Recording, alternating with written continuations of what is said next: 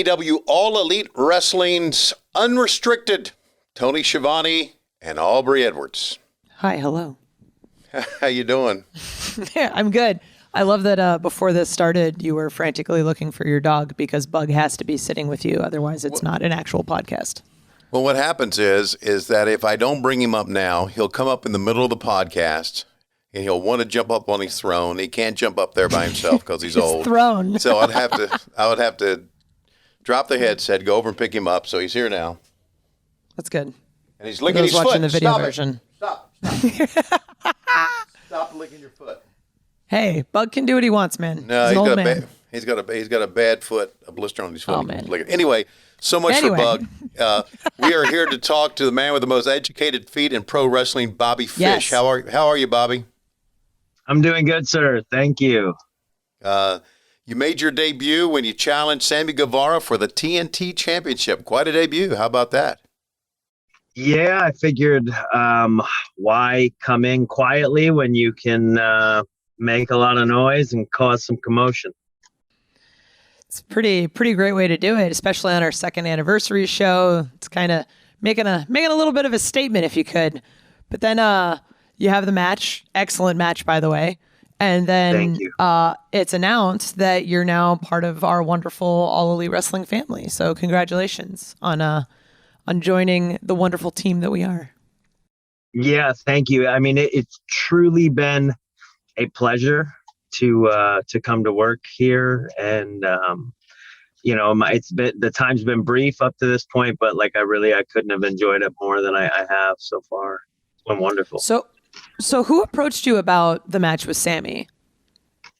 It kind of came together a little bit out of nowhere. Tony and I had a conversation, and I was excited to see what Sammy did in that match with Miro, and then I knew the anniversary was coming up, and I don't know. Sammy's a young guy, ton of momentum, ton of talent, ton of potential, and I mean, all these things just piqued my interest. And then it was like, okay, TNT title. I don't know. What more could you ask for? Great fan response when you came out. How'd you feel about that? I mean, it being in AEW right now, knowing, I don't know, it's the company is just hot right now. It's just hitting home runs. So to be in that lineup, to have a spot in the batting order, pardon the baseball references, but yeah, it's just, I mean, I'm grateful. I know that I'm fortunate. I'm motivated.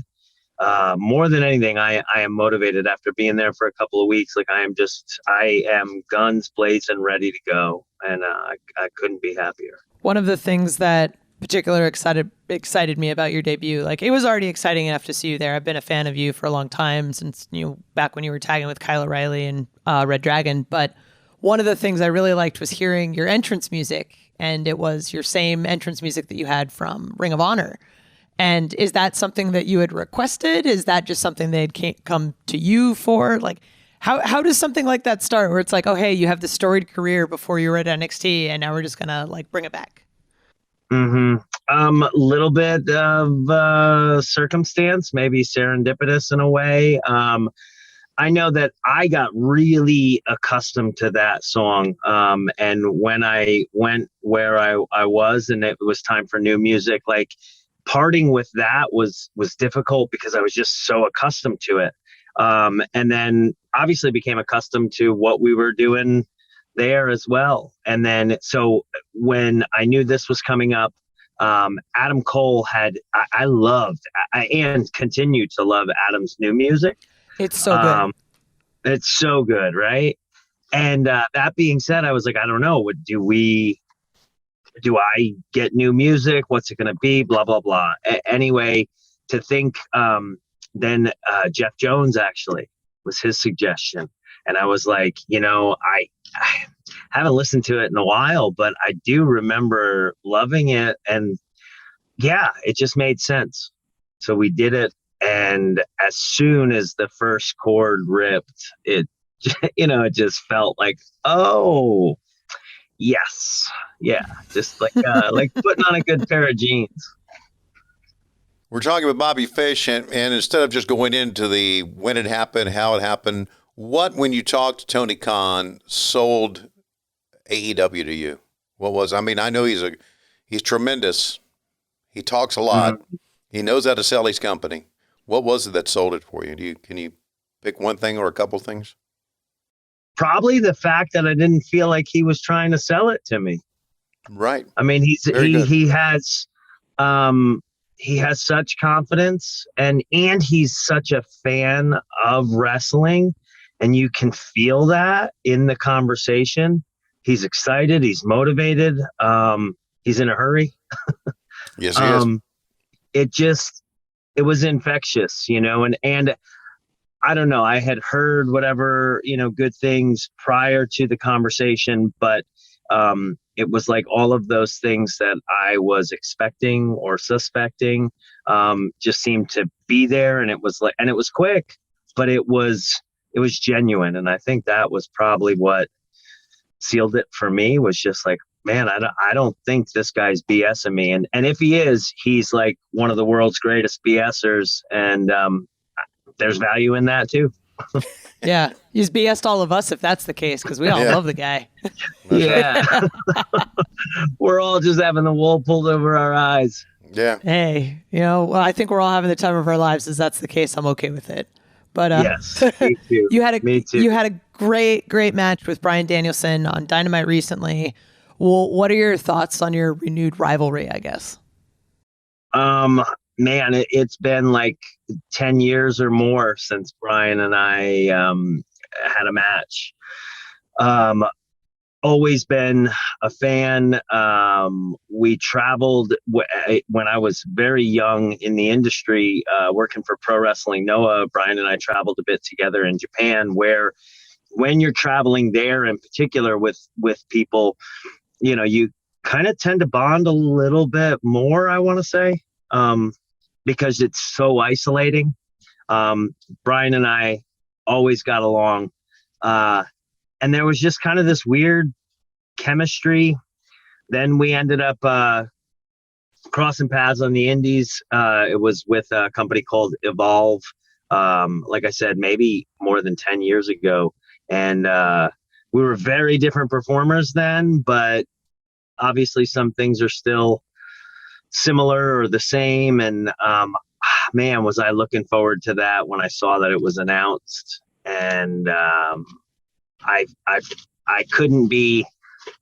really couldn't be happier with the way things went.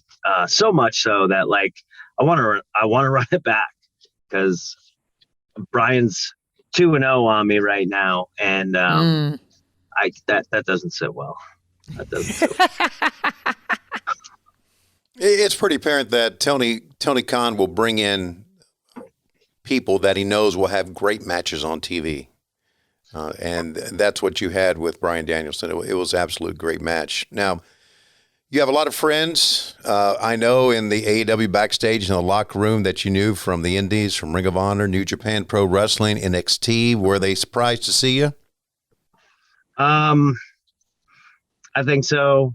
I think some were. I think some maybe, I don't want to say expected it, but were hoping. Right.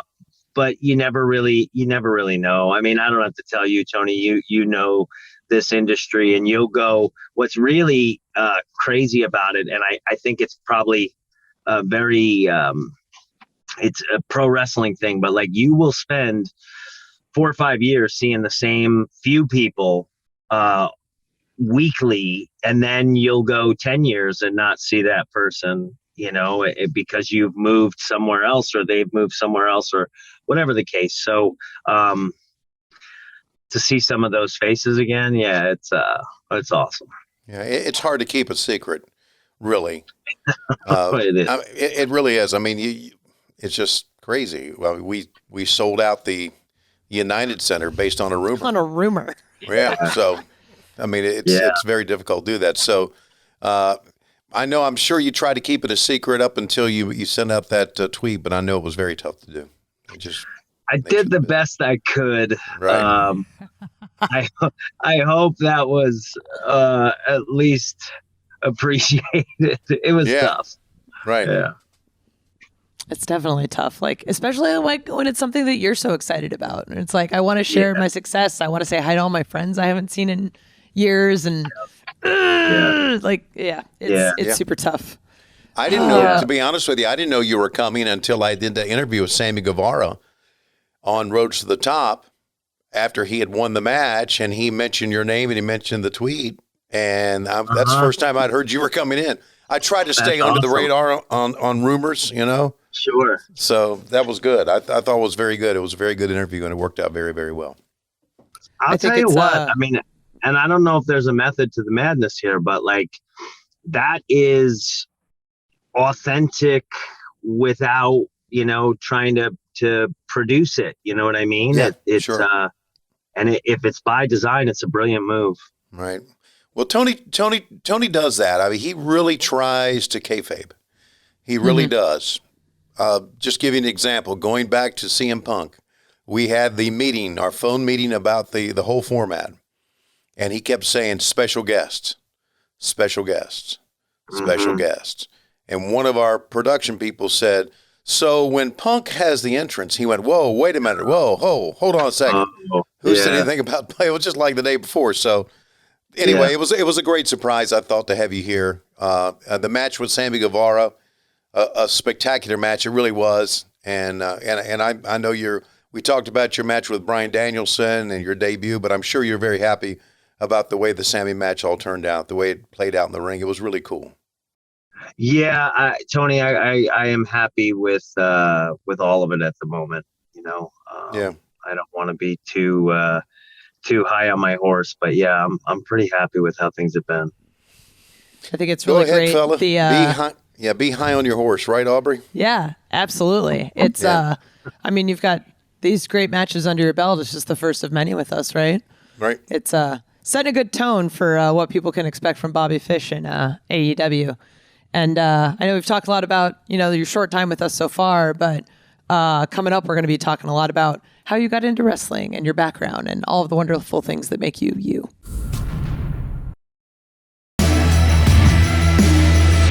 This is AEW Unrestricted. Tony Schiavone and Aubrey Edwards here with recent signee Bobby Fish, the wonderful, amazing Bobby Fish. So you were trained by Tony DeVito and Harley Race. Is that correct? Yes, ma'am. Tony DeVito was the guy who trained me to do this. He was the one that took me from walking to running, and he's the one that got me prepared, and then helped me get my first few bookings. And then Tony was actually working in Ring of Honor at that time, so I was one of Tony's guys. You know how that goes. You go to the shows, you set up chairs, you do whatever, and I was quote unquote one of Tony's kids. So talk about your first time meeting Harley Race. I mean, obviously he was somebody I watched as a kid, and anybody who's a fan of the industry knew the name, and even just his whole appearance, his voice, all of it. It was Harley Race, and all of that was still intact when I met Harley. But it was tremendously humbling. I met him at one of his camps, and Noah was there scouting for talent, and it was Harley and his connections there that got me seen by them, and then got me on my way to Japan for the first time, first trip of what ended up being many. So I can't be, I'm so grateful. Have any Harley Race stories you can share? Harley was always very quick to cut through the BS. And I really enjoyed sometimes, especially in those camp settings where, somebody would be corrected and weren't necessarily good at accepting their correction. They not that they were saying like, no, it's not that way, but just giving an explanation.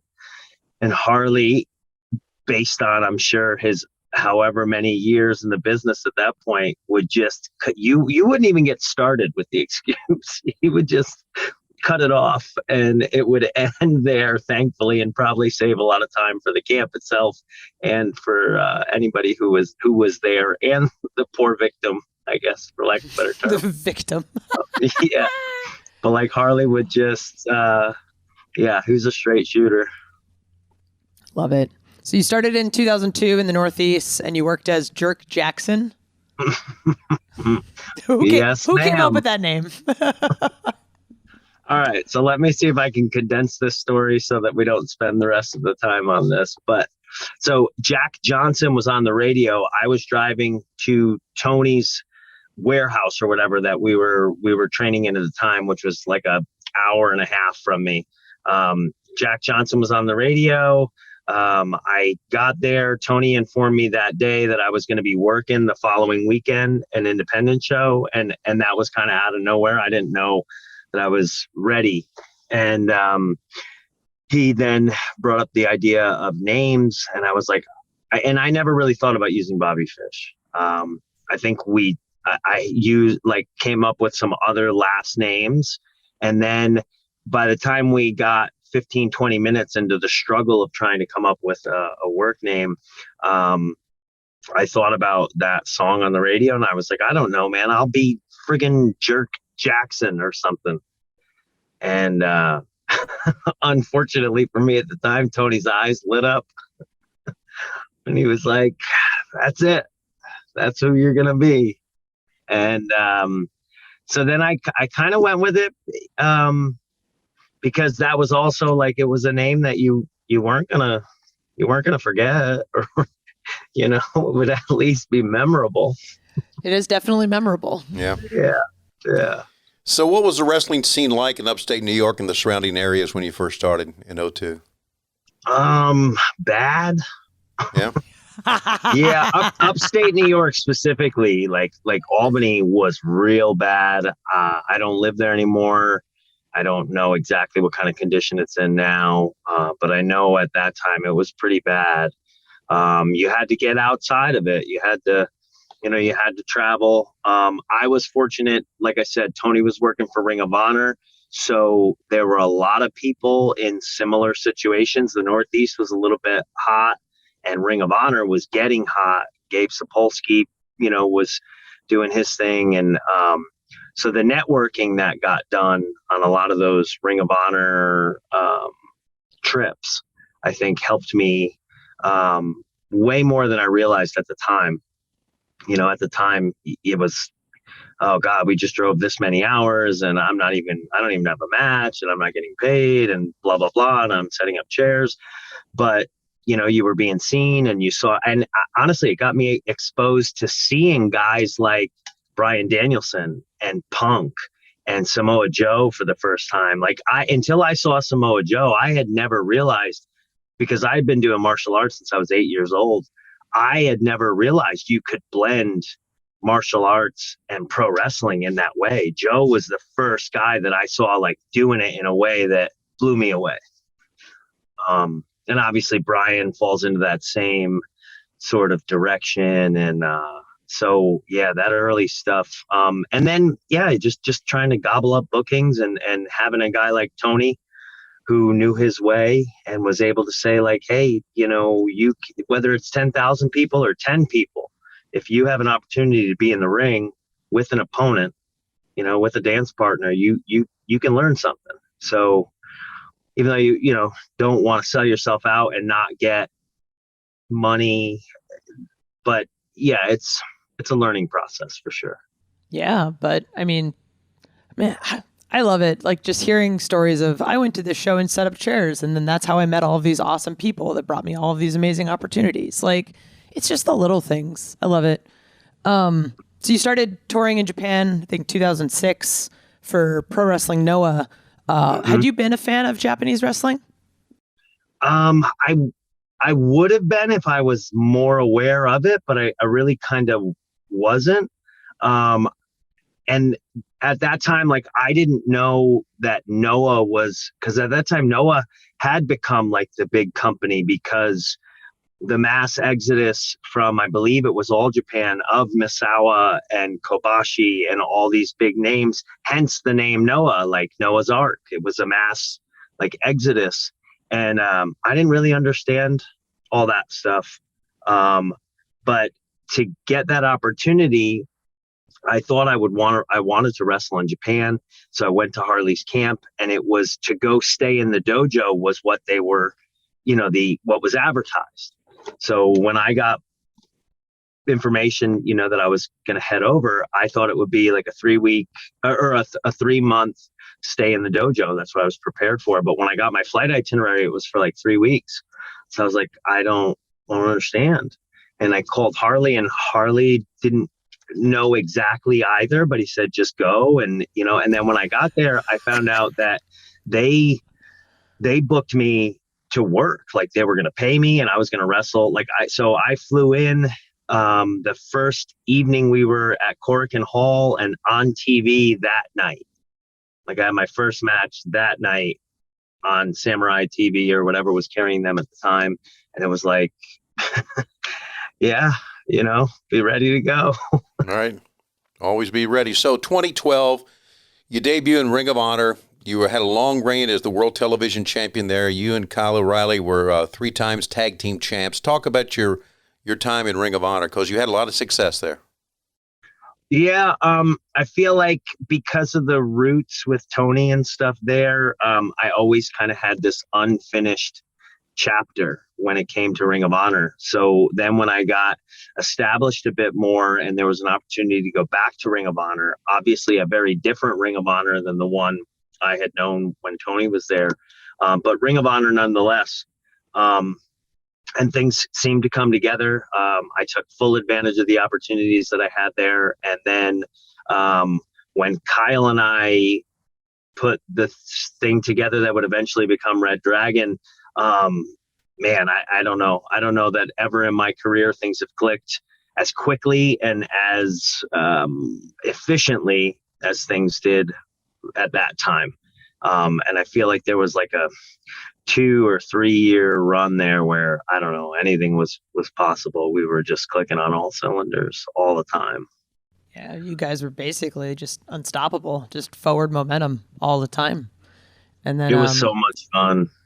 Yeah, no, I remember going back and watching a bunch of your stuff, and I'm just like, man, these guys are so fucking good. 2014, New Japan. Appreciate that. Yeah, of course. Through Ring of Honor, Red Dragon defeated the Young Bucks. Super awesome in the Super Junior Tag Tournament. Great, fantastic match. Was that the first time you ended up working with the Bucks? Not the first time. We had worked with them with Ring of Honor before. And now, with my memory not being the greatest in the world, like, if I think back, there was a time that I worked the Bucks way back on a Ring of Honor pre-show, and it was me and I want to say Silas Young. And these were like, pardon the pun, but they were like the young Bucks, because they were truly young at the time. But yeah, as far as me and Kyle, that was probably not the first time, but one of what turned out to be quite a few, and they were all just such a blast. 2017 begins your NXT career. Was that the first time you had you had a tryout with the WWE before then? I had a couple flirtations, tryouts. One I remember was in the Meadowlands, and I did really well, but then things didn't come through. And then I did a dark match way back when I had first started with Noah. I remember I worked Harry Smith, and that was in Rochester. Wow. There was another thing. I don't remember. I know that, like, when Tommy Dreamer was doing some talent relations and when Dean Malenko was doing some talent relations stuff, I had 2 encounters that I thought went really well, but then it didn't come through. And then, when that last time started to surface, I don't know, things fell into place correctly, Right. I guess the timing is kind of dictates all of it. Kind of always just comes down to timing. So join NXT. You've got your buddy Kyle there. Join Roderick Strong, Adam Cole. You guys become Undisputed Era, arguably one of like their biggest and most successful factions in many, many years, I would say. Like, you guys just had a fantastic fucking run. Yeah, it was fun. What was it like working with Kyle and Adam and Roderick? I mean, it was like never going to work. You know, it was like going to hang out with my buddies. And they, some of the production people would joke with us, like, "Man, we do it in 1 or 2 takes," and which was true, but we did it in 1 or 2 takes because it was literally just hanging out, riffing with my buddies. I mean, these are 3 of my best friends. So there was nothing fabricated about it. It was easy and fun. Is that why you guys worked so well together? Because you were buddies, you think, or was there something else? I think that's one of the bigger, yeah. And we've all had similar paths, and we knew each other as well as we did. Not to mention, we knew each other's backstory in similar ways. We were similar guys and similar journeys, and not willing to take no for an answer. And, there's not one of us that's over 6 foot. And, we're not the prototypical, what you, or at least it would be suggested they're looking for. So I think we all had all cut from very similar cloth, and just being such good friends, the chemistry was instant and real. Yeah, I mean, you just felt it watching you guys on screen. Like, man, these guys, they get it. They get each other. It's just friggin' great. I love it. You had mentioned when watching Samoa Joe, it was like the first time it clicked for you to blend fighting with wrestling, and you yourself had trained as an MMA fighter. So what inspired you to kind of go down that path? When I was a kid, I loved ninjas. Bruce Lee was another big kind of thing that caught my eye. And then my parents were nice enough to get me into martial arts. My first one was Taekwondo because, to my parents, it was, that's that karate, Right. It's all the same. Taekwondo being something different, but I didn't know the difference at the time, and neither did my parents, but it got me into something at least that looked like what I was spending all this time watching. And yeah, that's kind of what got me off and running. And I don't know, martial arts is like, it's just something I'll always do, and it'll always be there. It's part of who I am. Talk about your first MMA fight in the Octagon. It was in Albany, New York, right? At the Armory there. Yeah, I did some amateur kickboxing, and then when MMA was coming around, like, there were these pop-up companies very similar to independent wrestling, where it's a little bit of the Wild Wild West. So you got rule sets that were different, and so a couple of them were like modified kickboxing, where there was some grappling allowed, and it was in a cage, but yet full grappling on the mat was not. I don't know. It depended on the promotion, but those were just, for me, it's like, you spar in class, and then you spar some outside of class, help people get ready for some fights. And then eventually it's like, okay, well, I don't know, might as well do it. And it was a chance to scratch that competitive itch again. I played football and lacrosse growing up, and so there's a competitive part that, I don't know, and there's a performance itch, there's a competition itch, and every once in a while that competition one just needed scratching. And so at that time I was in a position where I could do some of those, and so I did. How has your MMA training and experience influenced your wrestling? Hugely. I mean, I would say, and I think in the beginning for everybody getting into pro wrestling, it's imperative that you learn pro wrestling, classic pro wrestling with a little bit of, shoot, because that's where the roots of pro wrestling come from. And it's imperative that you understand that stuff. But then once that foundation is laid, I personally think it's your time to then look at what makes you who you are and see where that stuff can blend in. And for me, Muay Thai is like just such a home for me, and such a, shadow boxing, Muay Thai and stuff is like, it's like Zen. And it just became obvious that like, oh, I need to do more of this in my pro wrestling. And as I've progressed with Muay Thai, even just training, I've found things like the clinch and different Muay Thai combos and applications that like there's a way to make them work in pro wrestling.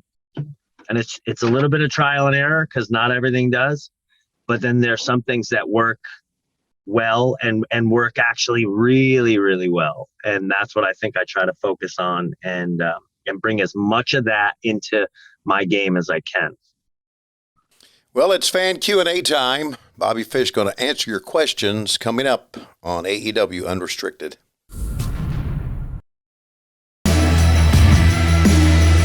AEW Unrestricted, the official podcast of All Elite Wrestling. Tony and Aubrey here, chatting with Bobby Fish.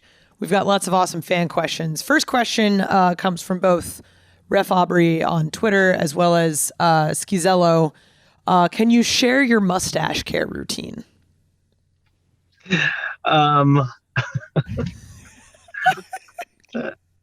Well, my girlfriend's a barber, which helps you're cheating immensely. Yeah, helps immensely, because I could not take care of this grooming on my own. There's no way. What did you do before the girlfriend? I don't know. It didn't look as good. I had bald spots and problems. I don't know. We use like an oil. Then we have like a balm that goes into it.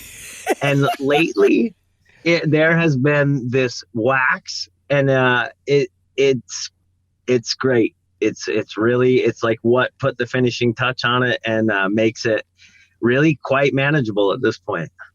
This is such a dude answer to the question. There's a balm and an oil and whatever. Like, I don't know. She makes it work. And a wax. And yeah, I get it. Yeah. I get all that. Let's see. This is from Scotty Blunts. Scotty Blunts wants to know, what did your buddy Adam Cole say when you showed up in AEW? He didn't say anything to me. We haven't talked yet. Oh, wow. There's a lot of us backstage, man. We're all a little busy. Yeah, there's a lot going on, man. A lot going on. He's hanging out with his girlfriend that Tony's not hanging out with anymore. Yeah, there's all this. Adam acts like he doesn't know me. Got a question from Uncle Buddy. If I'm an upstate New York lad, can Bobby talk about his time in New York trying to get into the business? How quickly did you get out, I guess? Because you had mentioned that at the time, Albany was sort of dead. Like, did you just start traveling elsewhere? I mean, the pro wrestling I knew was, obviously Hulk Hogan and the stuff that you saw in New York. And then it was actually the stuff that Tony was doing. Like, I was a big fan of Tony. Was one of the voices that I heard repeatedly in my childhood. I was a huge NWA Crockett years fan before it switched over to WCW, and even then when it was WCW, but you really, I had no real awareness of what the indies even were.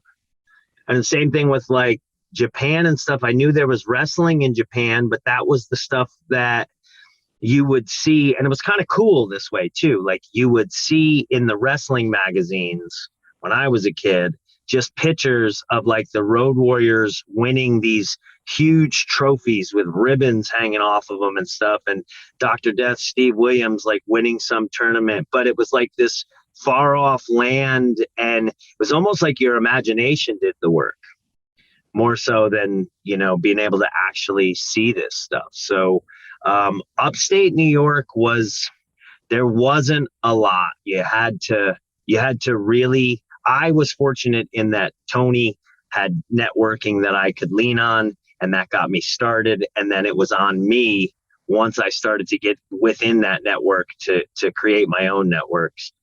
Upstate New York, not necessarily a hotbed for independent wrestling. Not really. Okay, this is another question for our guest, Bobby Fish, and that comes from Disposable Assassin. There are plenty of you out there. Are you interested in a player coach role at AEW? And if so, is that something you've already spoken to Tony Khan about? I'm interested in anything that AEW might be interested in me for. If there's something that maybe I don't necessarily see for myself that they see, like, I'm open to any and all suggestions. I do see some kind of coaching or producing or something in the future. If that possibility presents itself, I'm certainly open to it. I mean, I think that's an opportunity that excites me as well. We got so much young talent here, and I think it's the progression, and that in and of itself is exciting to me, to be able to pass on some of what I learned that I haven't forgotten. This is a question from Who Better Than Phil. What was your favorite match in Ring of Honor? What was your favorite match in NXT? And what are you looking forward to most at AEW?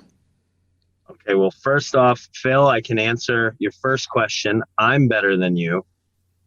Who better than Phil? Bobby Fish better than Phil. There you go. You like that? All right, Tony. That's a dad joke. But anyway. So my favorite match in Ring of Honor, there are two that stand out to me. I mean, obviously, some of the stuff that Kyle and I were able to do with the Young Bucks was awesome. But then I have two singles matches, one with Jay Lethal, one with Silas Young, that we did towards the tail end of my time there. That those two I really enjoyed. I think I had three with Lethal that I really enjoyed. Probably a couple with Silas that I really enjoyed. But yeah, those in the matches with the Bucks were always memorable. And then as far as NXT, Kyle and I had a match with none other than FTR in NXT. That was, it's hard to pick just one favorite, but that one I remember really enjoying. And then any of the War Games matches, because, I don't want to beat a dead horse, but because we're all such good friends, to be in there on such a big stage in that kind of, that match that I grew up watching when I was a kid, watching the Horsemen be synonymous with, and then we had an opportunity to be synonymous with this incarnation of the War Games. Those, and I don't know, you give me another 30 seconds, I'd probably come up with 5 or 6 more. Okay, so any matchups in AEW you're looking forward to? Well, we just checked one box. Danielson, right from the word go, I was like, I really want to get a chance to wrestle Bryan again, and that happened. And now I want to run it back. So I don't know, maybe that's one of them that I'll never get sick of doing. But yeah, I mean, I would love to wrestle the Bucks. I needed myself a partner to do this, but I would love to wrestle the Bucks. I would love to wrestle Adam Page. He was somebody that I wrestled back in Ring of Honor days, and he's grown so much. And dare I say, I have, I don't know, any and all comers. Give me CM Punk. Give me Jon Moxley. Yeah, the list goes on and on. Darby Allin. I don't know. Oh, yeah. Quite a few. Robbie Duran wants to know, was it hard to leave NXT, especially since your tag team partner is still there? Do you still talk with Kyle on a regular basis? Yes, Kyle and I still talk. We are definitely still close. And, like we said at the top of this conversation, pro wrestling is strange in that way where like you see some of the same people daily or weekly for X number of years, and then things shift and you don't see that person anymore for a little while, but you never know when you're going to cross paths again and what that frequency is going to see or is going to be. And we'll see. I feel like Kyle, Adam, Roddy, myself, we, over the years, however many years we've all had in the wrestling industry, we've all found a way to cross paths repeatedly. Love it. Question from Jesse James Jobin. Do you prefer wrestling solo or as part of a team? And do you ever see Red Dragon getting back together? I love them both, and it's like, I think whichever one you're doing at that time, you get accustomed to, and then you almost forget, at least for me, you almost forget what it's like to do the other one. So you start to think like, oh, this is what I do. And I can't see myself being other than this.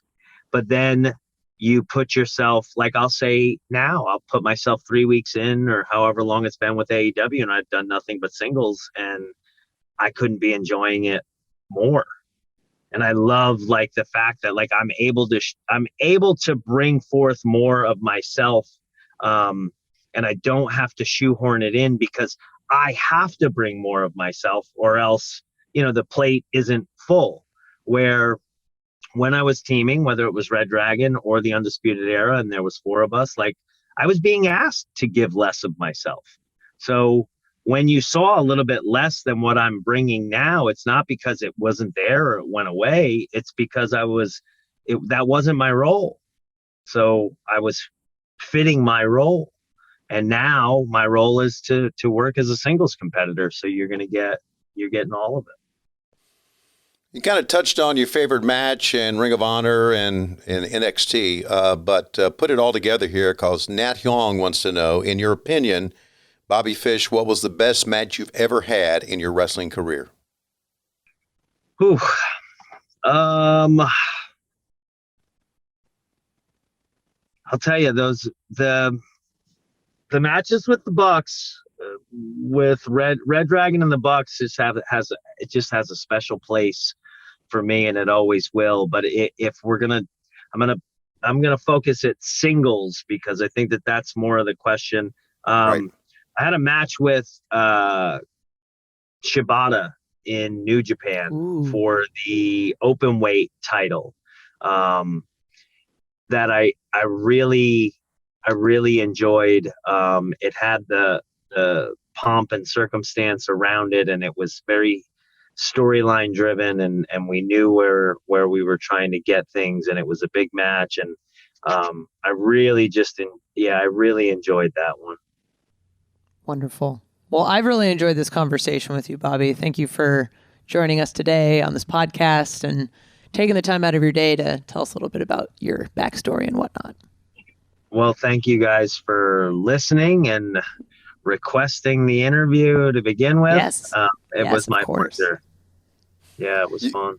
You can follow Bobby on Instagram and Twitter at @TheBobbyFish. That's one word, TheBobbyFish. And don't forget to get this Unrestricted podcast wherever you get your podcast for free. The video version is on YouTube. Just search AEW Unrestricted and leave us a review or a comment if you'd like. I know a lot of people read those comments. I don't. Not me.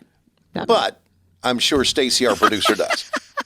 But anyway, you can leave them anyway if you want to waste your time. Stacy could just wade through them all. Okay, right. And while you're on YouTube, you can watch AEW Elevation and Dark on Tuesdays and Mondays. Reverse Elevation Mondays, Dark Tuesday. You know what I mean? We're on like every night of the week. I don't even know what day it is anymore. Wednesdays, you've got Dynamite on TNT starting January 5th. We're going to be on TBS. And then Rampage on Fridays on TNT, where you can see all of these wonderful people, Tony Schiavone and Bobby Fish, both kicking ass and taking names in their own respective ways. Wrap it up, Aubrey. Edwards. I'm Aubrey Edwards, and this is Tony Schiavone, AEW Unrestricted, signing out. Bye-bye.